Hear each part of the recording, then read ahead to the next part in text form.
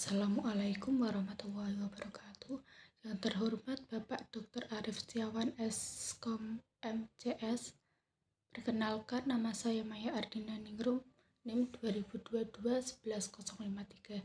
Di sini saya ingin mempresentasikan tentang Integration of Judgment Framework and Target ADM on Academic Information System Modeling. Selanjutnya yaitu ada latar belakang, Judgment Framework dan Target Architecture Development Method atau ADM adalah dua kerangka kerja populer dalam arsitektur internship yang digunakan untuk memastikan struktur dan proses sistem informasi mendukung tujuan organisasi. Yang kedua, Judgment Framework membantu dalam menyediakan perspektif struktur organisasi dari berbagai sudut pandang, misalnya pemilik, perancang, pembangun. Sedangkan Target ADM lebih berfokus pada pengembangan dan pengelolaan siklus hidup arsitektur secara iteratif. Universitas XYZ menghadapi berbagai tantangan dalam mengelola data akademik yang terus berkembang. Sistem yang ada tidak lagi mampu memenuhi kebutuhan untuk pemrosesan data secara efisien, misalnya data mahasiswa, kurikulum, jadwal, hingga laporan akademik.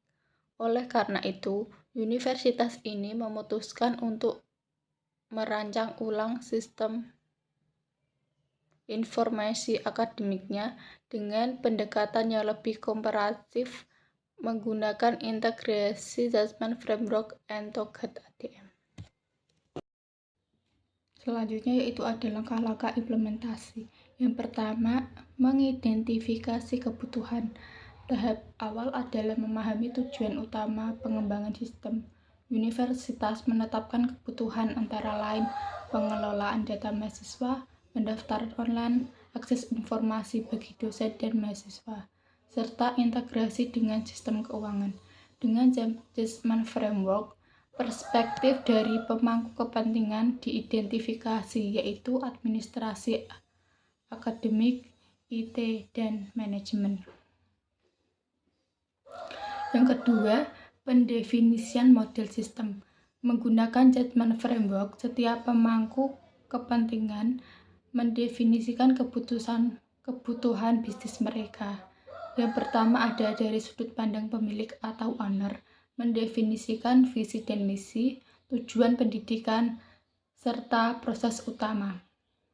Yang kedua, dari sudut pandang perancang atau desainer, yaitu memetakan proses utama dan alur data. Selanjutnya yang ketiga dari sudut pandang teknisi atau builder, yaitu menganalisis persyaratan teknologi yang dibutuhkan. Selanjutnya yang ketiga ada pengembangan arsitektur data dan aplikasi. Pada tahap ini arsitektur data dan aplikasi dikembangkan oleh Judgment Framework, membantu dalam merinci elemen data yang diperlukan seperti data mahasiswa, kursus, dosen, dan lain-lain, serta pemetaan proses aplikasi. Yang kedua dikembangkan oleh Target ADM, memastikan data dan aplikasi terintegrasi melalui siklus iteratif sehingga memenuhi kebutuhan dari berbagai lapisan. Yang keempat, pembuatan rancangan teknologi. Rancangan arsitektur teknologi dilakukan dengan mengidentifikasi kebutuhan perangkat keras, jaringan, dan keamanan. Target ADM membantu dalam merencanakan penerapan teknologi untuk jangka panjang. Sementara Judgment Framework membantu dalam mengonfirmasi bahwa setiap lapisan atau dari arsitektur jaringan hingga perangkat keras sesuai dengan tujuan bisnis universitas. Selanjutnya yang kelima ada implementasi sistem. Dengan paduan Target ADM, universitas memulai proses implementasi dan migrasi dari sistem lama ke sistem baru. Pada tahap ini, pendekatan iteratif dan target membantu dalam pengujian dan penyesuaian sistem secara berkala, memastikan setiap elemen dari Judgment Framework sudah lengkap. Yang keenam, pengelolaan siklus hidup. Setelah sistem implementasikan. Fase ini bertujuan untuk memastikan bahwa setiap perubahan atau penyesuaian selanjutnya sesuai dengan visi dan kebutuhan bisnis universitas. Assessment Framework berfungsi sebagai acuan dalam mengevaluasi elemen-elemen arsitektur yang mungkin terpengaruh dengan adanya perubahan.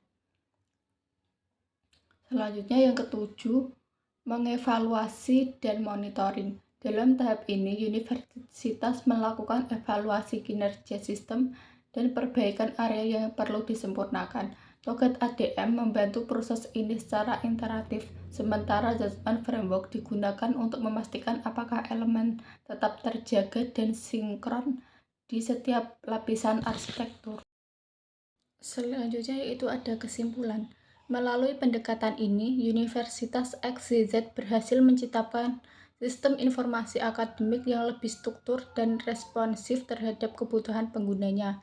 Integrasi antara Assessment Framework dan Toget ADM memberikan paduannya jelas dalam membangun sistem yang tidak hanya efisien, tetapi juga fleksibel terhadap perubahan yang terjadi di lingkungan akademik. Selanjutnya yaitu Stability to Financial Report for Measures Utilizing Accounting Information System. Selanjutnya yaitu adalah latar belakang. UMKM Toko Maju Bersama adalah usaha retail kecil yang menjual kebutuhan rumah tangga di daerah pedesaan. Seperti banyak UMKM lainnya, Toko Maju Bersama mengalami kendala dalam mengelola pencatatan transaksi dan pelaporan keuangan yang akurat. Sebelumnya, laporan keuangan mereka dicatat secara manual, yang seringkali menyebabkan ketidakakuratan dan kesulitan dalam mengetahui laba rugi serta arus kas bisnis secara tepat waktu. Hal ini membuat pengambilan keputusan, terutama terkait pembelian stok dan pengelolaan keuangan menjadi tidak efektif.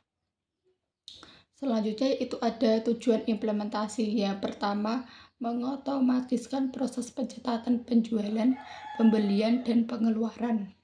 Yang kedua, mempermudah pembuatan laporan keuangan, termasuk laporan laba rugi dan arus kas. Yang ketiga, mendapatkan data keuangan yang real time untuk pengambilan keputusan. Selanjutnya yaitu ada proses implementasi. Yang pertama, pemilihan sistem.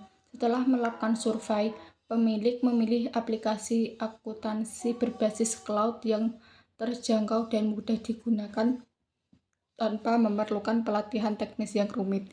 Yang kedua, pelatihan dan pendampingan. Pemilik usaha dan 2 karyawan toko mengikuti pelatihan singkat untuk memahami cara mengoperasikan aplikasi, terutama untuk pencatatan penjualan, pembelian, dan membuat laporan keuangan. Yang ketiga yaitu tahap penggunaan awal. Pada bulan pertama, semua transaksi mulai dicatat secara langsung dalam sistem. Pencatatan yang sebelumnya dilakukan secara manual kini menjadi lebih sederhana. Hanya perlu memasukkan data penjualan harian dan biaya operasional.